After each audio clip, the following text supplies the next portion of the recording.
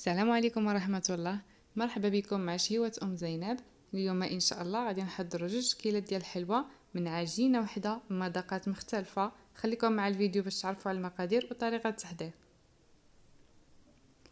بالنسبة للمقادير عندي هنايا واحد العلبة نتاع الياغورت بنكهة الفاني. ديك العلبة نيت كنعبروا بها الزيت ونفسها كنعبروا بها سكر سنيدة.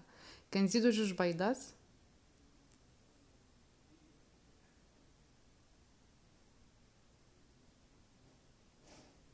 ورشيشه نتاع الملحه واحد الفاني. كنخلطوا هاد المكونات مزيان مع بعضياتها حتى كتخلط مزيان.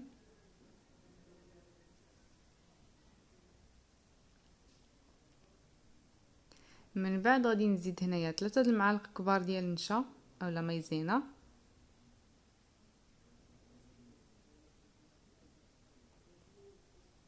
واحد الخميره نتاع الحلوى،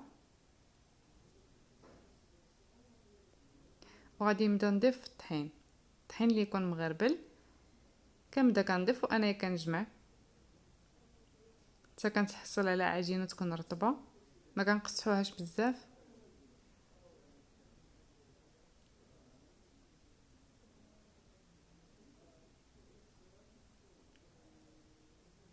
هذا هو الشكل ديال العجينه كتحصلوا عليه. هنايا غادي نقسمو على 2.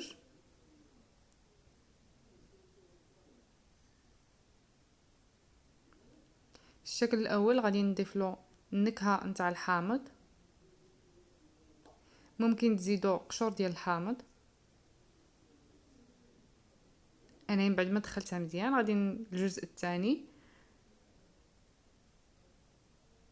غادي نزيد له الكاكاو المر مع النكهه ديال الكراميل.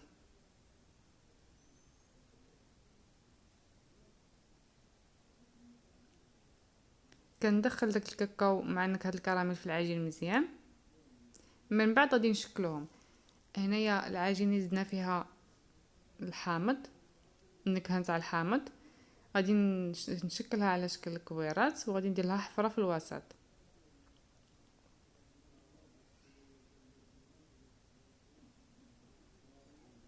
بالنسبه للعجين ديال الكاكاو غادي نديرها على شكل اصابع، ندير لها الوجه ديالها في بياض البيض، وغادي نديرو هنايا في كاوكاو مهرمش.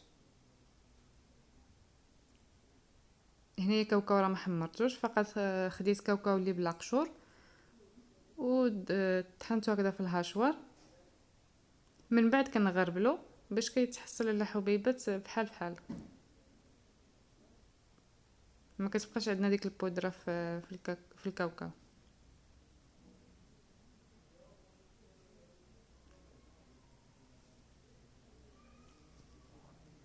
هذا هو الشكل نتاع الحلوى.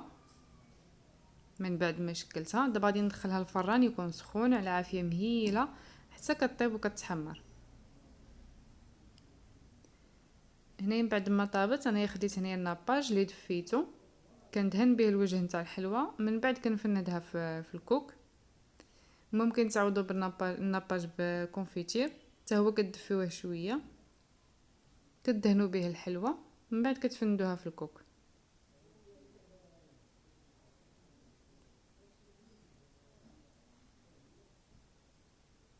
بالنسبه للحفره اللي في الوسط خديت غير الناباج مع شويه نتاع الجليكوز، خلطتهم، زدت لهم النكهه نتاع الفرامبواز وعمرت بها ديك الحفره في الوسط. ممكن تعوضوها حتى هي بالكونفيتير، كتغليوه وكتعمروا به ديك الحفره اللي في الوسط. هذا هو الشكل تاع النهائي نتاع الحلوه ديالنا. كيجي هذا هو الشكل ديالها، كيجي رائع. المذاق ديالها كيجي زوين وكتجي هشيشه. بالنسبه نتاع الكاكاو الا بغيتو حتى هي تدهنوا الوجه ديالها بالناباج كدهنوه.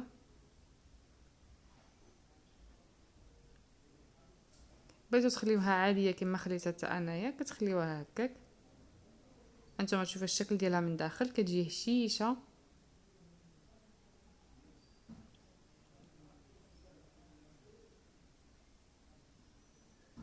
هذا هو الشكل نتاع الحلوه من داخل.